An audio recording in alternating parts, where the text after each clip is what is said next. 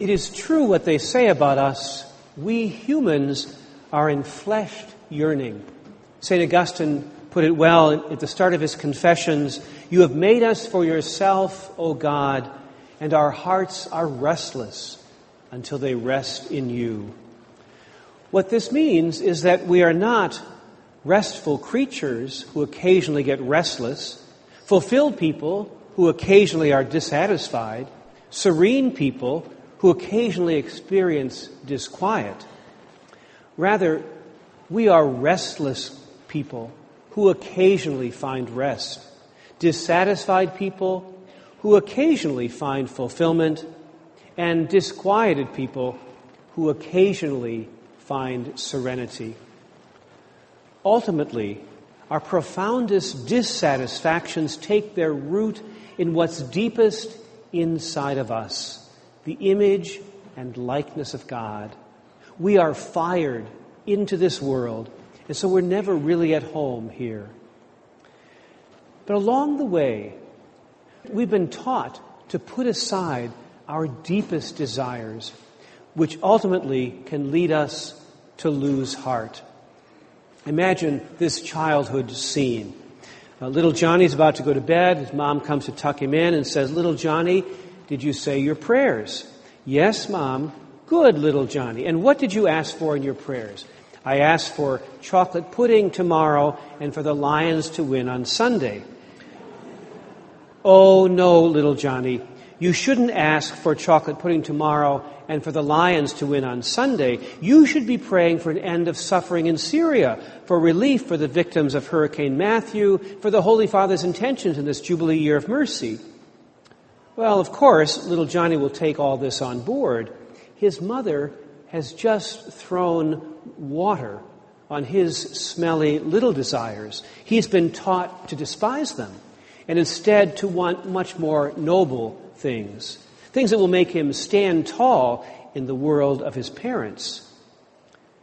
The curious thing, though, if we are to believe the gospel, is that this is the reverse pattern of what God wants.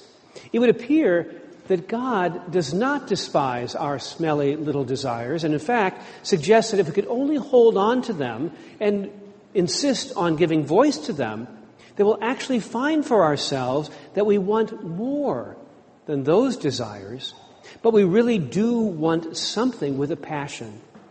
In other words, God takes us seriously in our weakness and unimportance, even when we don't. Here's the model which Jesus puts before us today in the Gospel of Luke, this persistent, relentless widow.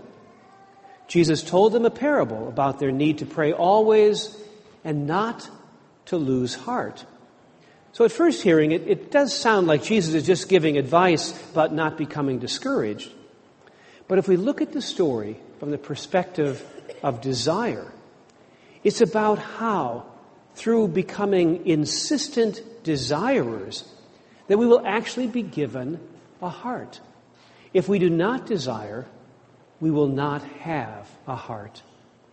Now we should notice that this judge is more like a concrete block than a human person, since he's able to be moved neither by others nor by God.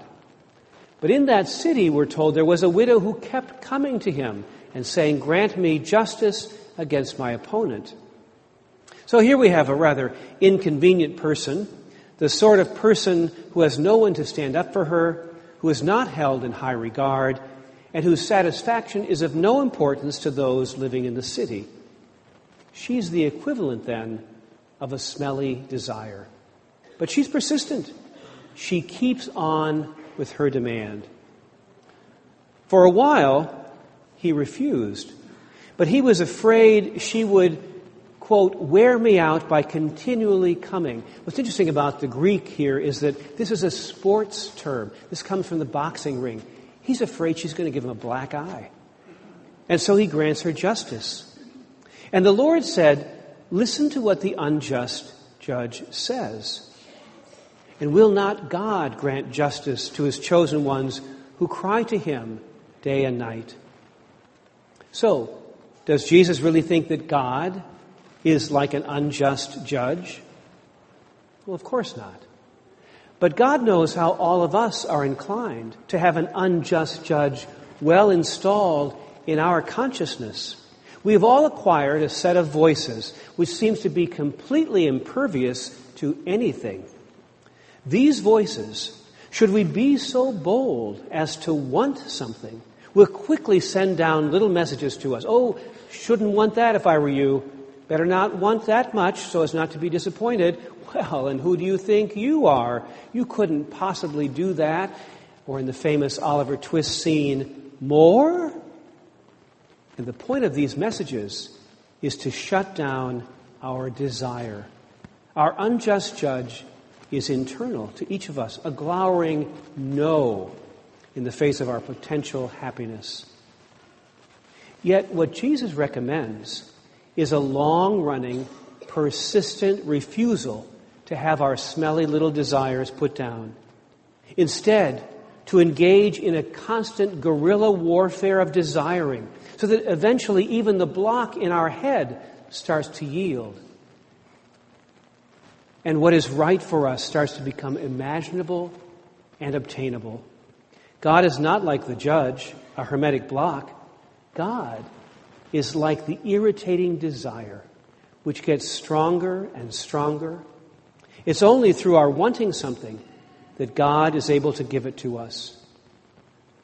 As St. Augustine pointed out, God is at the center of our desire. But it took Augustine a long time to discover that. He wrote, "Late have I loved you, O beauty ever ancient, ever new. Late have I loved you. You were within me, but I was outside. It was there that I searched for you." So Jesus rightly wonders, when the Son of Man comes, will he find faith on earth? Desire is a vital element of faith. Becoming able to imagine something good and so to want it.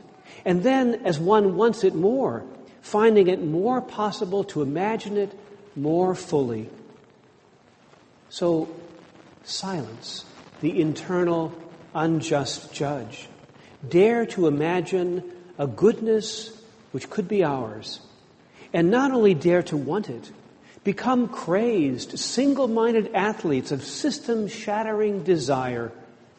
Only then will we really allow ourselves to be given heart.